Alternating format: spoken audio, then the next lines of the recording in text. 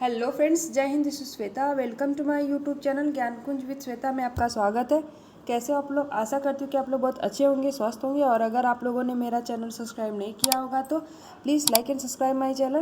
तो फ्रेंड्स, पिछला वीडियो में हम लोग इसी से रिलेटेड वीडियो बनाए थे, जिससे ये थोड़ा टॉपिक बड़ा था, तो हम लोग 2 पार्ट में इसको करेंगे। तो आज का वीडियो रहेगा राष्ट्रकूट वंश और यादव वंश, ठीक है, और जो है सीमावर्ती राजवंशों का अद्भुत है, ठीक है। तो इससे हम लोग करेंगे। तो चलिए स्टार्ट करते हैं आज का वीडियो, ज़्यादा टाइम नहीं लेते हुए। और प्लीज़ जो लोग भी चैनल पे नए हैं तो प्लीज़ चैनल को सब्सक्राइब करिएगा, वीडियोस को लाइक करिएगा। तो राष्ट्रकूट वंश दक्षिण में राष्ट्रकूटों का शासन पाल और प्रतिहार वंशों के शासन के समकालीन था। राष्ट्रकूटों के अभिलेखन में उनका मूल निवास स्थान लट्टूर, आधुनिक लाटूर जिला विदर माना गया है, किंतु बाद में एलिचपुर में इस वंश का राज्य स्थापित हुआ। राष्ट्रकूट बादामी के चालुक्यों के सामंत थे।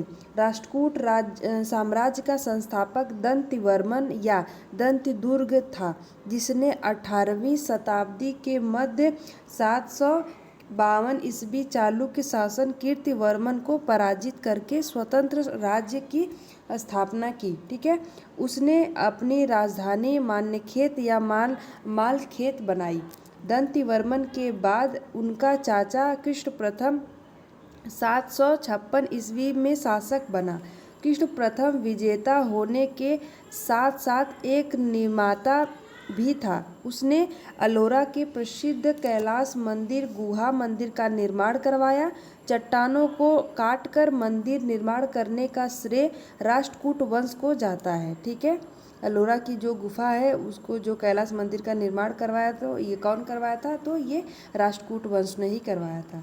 गोविंद द्वितीय के पश्चात उनका पुत्र ध्रुव धारावर्ष 780 ईस्वी में शासक बना। ध्रुव प्रथम राष्ट्रकूट शासक था, जिसने उत्तरी भारत के आधिपत्य के लिए चलाए जा रहे त्रिसत्तात्मक संघर्ष में दृढ़तापूर्वक हस्तक्षेप किया तथा प्रतिहार नरेश वत्स राज एवं पाल शासक धर्मपाल को पराजित किया। सज्जन ताम्रपत्र के अनुसार गोविंद तृतीय ने हिमालय तक सैनिक अभियान किया और मालवा, कोशल, कलिंग, वंग, दाहल तथा फ्रक्र को जीता। और गोविंद तृतीय ने पल्लव, पांड्य, केरल तथा गंग राजाओं द्वारा बनाए गए संघ को ध्वस्त कर दिया। इसका काल राष्ट्रकूट शक्ति का चरमोत्कर्ष काल था। गोविंद तृतीय ने पाल शासक धर्मपाल तथा प्रतिहार शासक नागभट्ट द्वितीय को पराजित किया। गोविंद अल्प वयस्क उत्तराधिकारी अमोघ वर्ष 814 से लेकर के 876 कर्क के संरक्षण में शासक हुआ। अमोघ वर्ष का धर्म एवं साहित्य की ओर अतिशय रुझान था। अमोघ वर्ष जैन मतानुयायी था। अमोघ वर्ष विद्या और कला का उदार संरक्षक था। उसने कविराज मार्ग नामक कन्नड़ भाषा में एक काव्य ग्रंथ की रचना की। उसने अपनी राजसभा में अनेक विद्वानों को आश्रय प्रदान किया। इसमें आदि पुराण के लेखक जिनसेन तथा गणित सार संग्रह के लेखक महाविचार्य एवं स्वयंभू प्रमुख हैं। अमोघ वर्ष ने तुंग भद्रा नदी के जल समाधि लेकर अपने जीवन का अंत किया, ठीक है। राष्ट्रकूटों के सर्वश्रेष्ठ शासक इंद्र द्वितीय 915 से लेकर के 927 ईस्वी तक रहे। और कृष्ण तृतीय जो है 939 से लेकर के 965 तक रहे। इंद्र तृतीय अपने समय का अत्यंत शक्तिशाली राजा हुआ। इंद्र तृतीय के समय भारत भ्रमण पर आए हुए अरब यात्री अलम सूदी के अनुसार राष्ट्रकूट राजा बलहारा या फिर बल्लभराज भारत का सर्वश्रेष्ठ राजा था। और राष्ट्रकूट वंश का अंतिम महान शासक कृष्ण तृतीय था।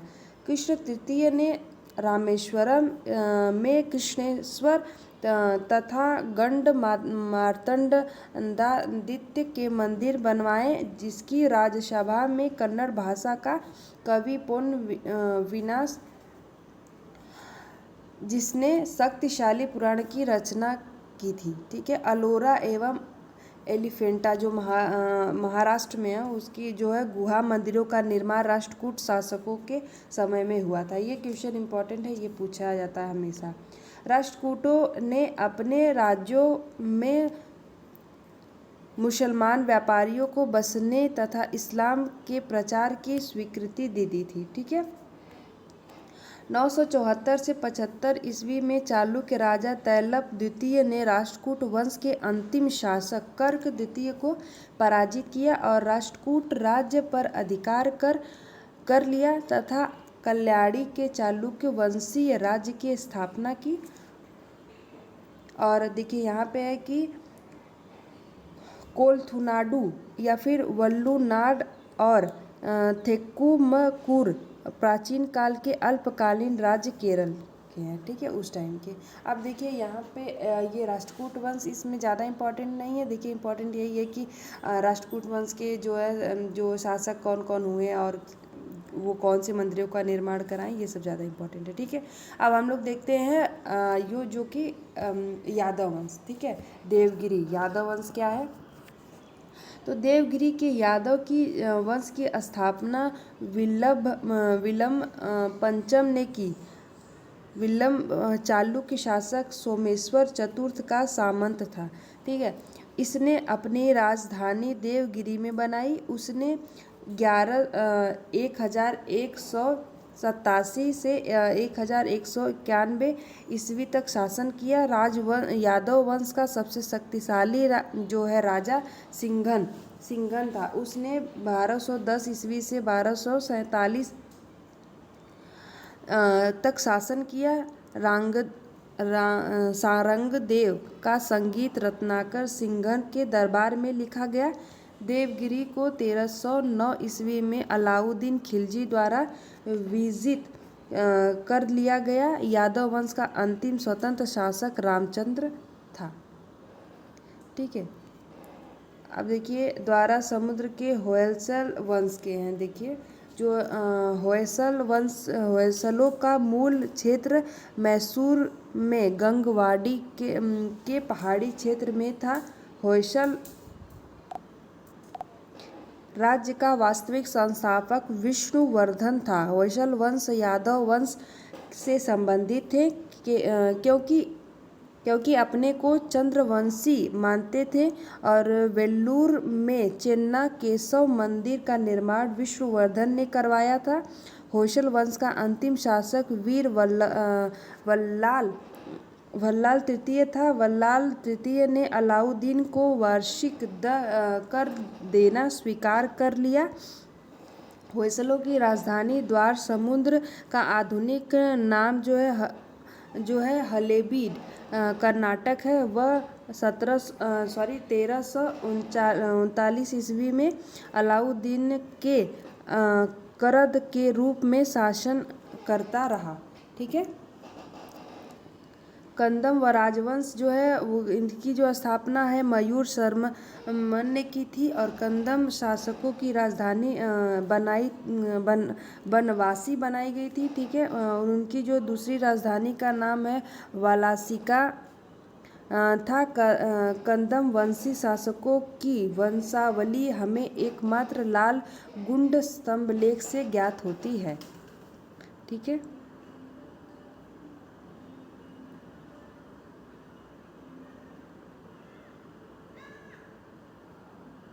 अब हम लोग देखते हैं वारंगल के काकतीय राजवंश। ठीक है, इस सबसे ज़्यादा क्वेश्चन नहीं बनते हैं। आप लोगों को थोड़े पढ़ने में बोरिंग भी लग रहा होगा, लेकिन ये बुक में दिया गया है इसलिए मैं आप लोगों को रीड करवा रही हूँ। इसमें कुछ इंपॉर्टेंट पॉइंट है जो मैं आप लोगों को बता दे रही हूँ। ठीक है, अब देखिए वारंगल के काकतीय राजवंश जो है, काकतीय राजवंश का संस्थापक बीटा प्रथम था। काकतीय शासक पश्चिमी चालुक्यों के सामंत थे। बीटा प्रथम ने नलगोंडा जो है हैदराबाद के एक छोटे से राज्य का गठन किया था तथा उसकी राजधानी अम्मकोंड को बनाया।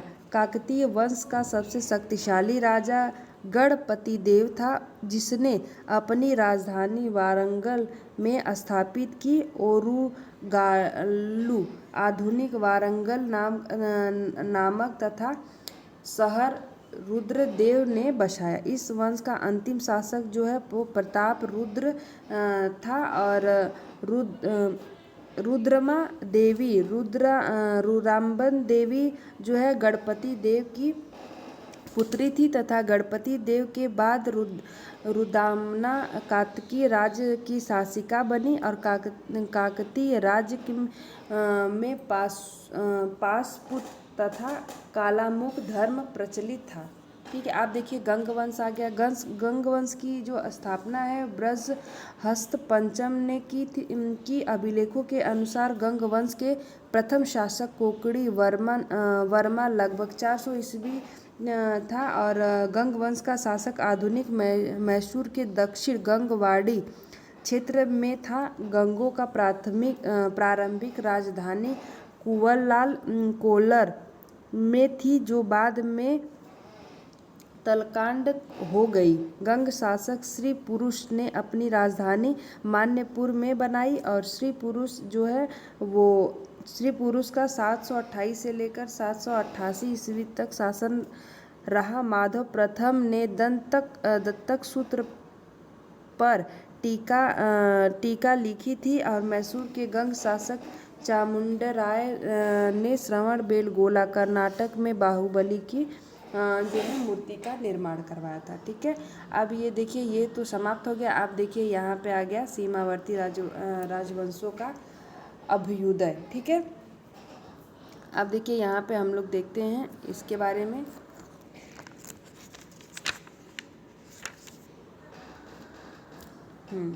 देखिए पाल वंश जो है 8वीं शताब्दी के मध्य अशांति एवं अव्यवस्था से उबरकर बंगाल के नागरिकों ने गोपाल नामक एक सुयोग्य सेनानायक को अपना राजा बनाया। पाल वंश की स्थापना बौद्ध धर्म के अनुयायी गोपाल 750 से 770 ईस्वी में की गई थी। गोपाल ने बिहार में ओदंतपुरी विश्वविद्यालय का निर्माण कराया। देखिए ओदंतपुरी विश्वविद्यालय का निर्माण किसने करवाया था? तो जो है गोपाल ने करवाया था। ठीक है, अब देखिए नोट में दिया गया है कि 8वीं शताब्दी में बंगाल में आंतरिक व्यवस्था फैली हुई थी, उसे मत्स्यनाथ कहा गया है। ठीक है, गोपाल के पश्चात उसका पुत्र धर्मपाल जो है, देखिए पाल वंश की स्थापना किसने की थी? तो कहा जा सकता है कि गोपाल ने की थी। ठीक है, अब गोपाल के जो पुत्र है वो धर्मपाल है जो 17 से लेकर 810 तक पाल वंश का शासक बना और उसने बंगाल को उत्तरी भारत के प्रमुख राज्यों की श्रेणी में स्थापित कर दिया। धर्मपाल पाल वंश का महान शासक था, एक उत्साही बौद्ध था। उसके लेखों में उसे परम सौगात कहा गया है। धर्मपाल ने विक्रमशिला तथा सोमपुरी पहाड़पुर में प्रसिद्ध विहारों की स्थापना की। धर्मपाल की राजसभा में प्रसिद्ध बौद्ध लेखक हरिभद्र निवास करता था। धर्मपाल प्रतिहार शासक वत्सराज तथा राष्ट्रकूट शासक ध्रुव से पराजित हुआ और 11वीं सदी में गुजराती कवि सोंडठल में धर्मपाल को उत्तरापथ स्वामी की उपाधि से संबोधित किया है। नंदा एवं विक्रमशिला विश्वविद्यालय के संस्थापक भी धर्मपाल थे। ठीक है, जो नालंदा विश्वविद्यालय है और नालंदा एवं विक्रमशिला जो विश्वविद्यालय इसके जो संस्थापक है वो धर्मपाल थे। ठीक है, देवपाल जो कौन है? देखिए इस वंश का सर्वाधिक जो है शक्तिशाली शासक माना गया। अरब यात्री सुलेमान ने देवपाल को प्रतिहार राष्ट्रकूट शासकों में से अधिक शक्तिशाली बताया। देवपाल ने सुमात्रा तथा जावा के शैलेंद्री वंशी शासक बालपुत्र देव द्वारा बनाए गए बौद्ध विहार के मनुरक्षण के लिए 5 गांव अनुदान में प्रदान किए। कुछ विद्वानों के अनुसार देवपाल ने ओदंतपुरी विहार के प्रसिद्ध बौद्ध मठों का निर्माण करवाया गया था। बंगाल के पाल शासक बौद्ध धर्म के अनुयायी थे और गौड़ रीति नामक साहित्य विद्या का विकास पाल शासकों के समय में हुआ। पाल शासकों के समय में संरक्षित और दीपांकर नामक बौद्ध विद्वानों में तिब्बत की यात्रा की तथा कालांतर में धर्मस्वामी नामक विद्वान तिब्बत से भारत आया। अब देखिए सेन वंश क्या है। सेन वंश पाल वंश के पतन के बाद बंगाल का शासन सूत्रसेन राजवंश के हाथों में आ गया। सेन वंश की स्थापना सामंत सेन ने रांड में की और सामंत सेन का पुत्र एवं उत्तराधिकारी विजय सेन हुआ। सेन वंश की राजधानी नदिया लखनौती थी। विजय सेन का उत्तराधिकारी बल्लाल सेन हुआ। विजय सेन शैव धर्म का अनुयायी था। बल्लाल सेन ने दान सागर एवं अद्भुत सागर नामक ग्रंथ लिखे। अद्भुत सागर को लक्ष्मण सेन ने पूर्ण किया। लक्ष्मण सेन ने 1178 ईस्वी में गद्दी पर बैठा। लक्ष्मण सेन की राजसभा में अनेक विद्वान तथा लेखक निवास करते थे। इसमें गीत गोविंद के लेखक जयदेव, पवनदूत के लेखक धोई, ब्राह्मण सर्वस्व के रचयिता हलायुध आदि थे। ठीक है, हलायुध उसका प्रधान न्यायाधीश तथा मुख्यमंत्री था। विजय सेन ने देवपाड़ा में प्रधुनेश्वर मंदिर का निर्माण की। सेन राजवंश प्रथम वंश था जिसे अपना अभिलेख सर्वप्रथम हिंदी में उत्कीर्ण करवाया। लक्ष्मण सेन बंगाल का अंतिम हिंदू शासक था। कश्मीर के राजवंश जो हैं, कश्मीर पर शासन करने वाला राजवंश कालक्रम से कुछ इस प्रकार से थे। कार्टो वंश और जो है पल्लव वंश। ठीक है, उत्पल्लव वंश, लोहार वंश। ठीक है, कश्मीर के हिंदू राज्य का इतिहास कल्हड़ की राजतरंगिणी से जानकारी मिलती है। कल्हड़ ब्राह्मण जाति का था। राजतरंगिणी की रचना उसने जयसिंह 1127 से लेकर के 1159 ईस्वी में शासन काल में पूर्ण की और इसकी रचना महाभारत को शैली के आधार पर की गई है। कारकोट वंश, इस वंश का संस्थापक जो है दुर्लभ वर्धन ने 7वीं शताब्दी में की।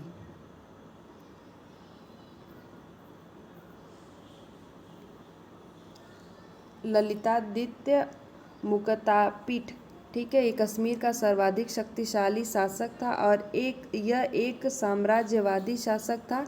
ललितादित्य रण विजेता होने के साथ साथ एक कला प्रेमी और महान निर्माता भी था। सूर्य का प्रसिद्ध मार्तंड मंदिर उसी के द्वारा बनवाया गया था। उसने कश्मीर में परिहासपुर नगर बसाया था। इस वंश का अंतिम शासक शक्तिशाली शासक जयापिंड विनयादित्य जो है वो 770 से 1810 ईस्वी तक था। ठीक है, आप देखिए उत्पल वंश। अब ये सबसे ज़्यादा क्वेश्चन नहीं आते हैं बट ये दिया गया है तो उसके लिए मैं आप लोगों को दिखा दे रही हूँ। बस यही लास्ट है यहाँ पे। ये सबसे तो एकदम क्वेश्चन नहीं आते हैं।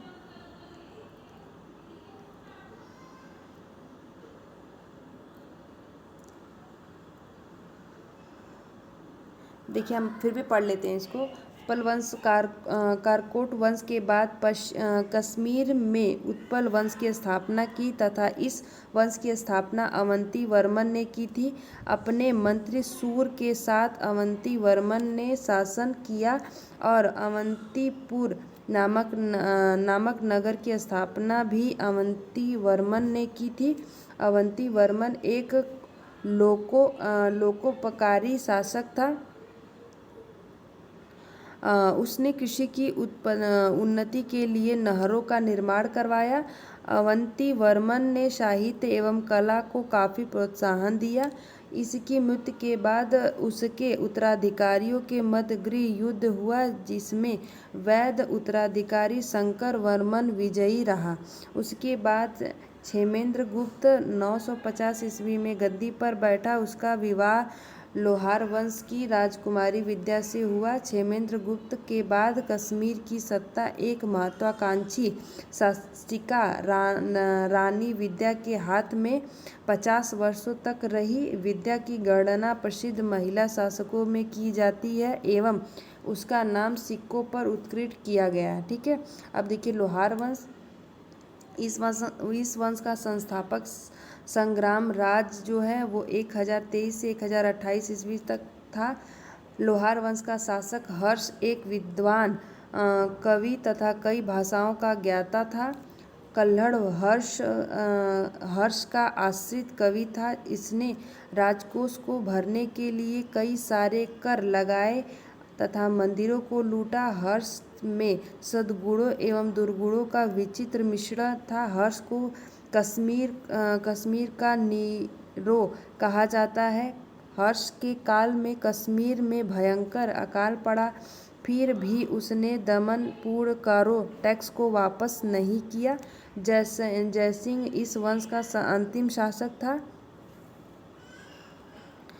कल्हड़ कवि राजतरंगिणी का विवरण जयसिंह के शासन के साथ ही समाप्त हो जाता है। 11वीं सदी में क्षेमेंद्र ने बृहत् कथा मंजरी तथा सोमदेव ने कथा सरिता सागर की रचना की। कामरूप का वर्मन वंश 4वीं शताब्दी के मध्य कामरूप आधुनिक असम राज्य का प्रथम ऐतिहासिक राजवंश था। इस राजवंश की स्थापना पुष्यवर्मन द्वारा की गई थी, जो समुद्रगुप्त के सामंत समकालीन थे। वर्मन वंश के आरंभिक शासक गुप्त राज्य के अधीनस्थ थे।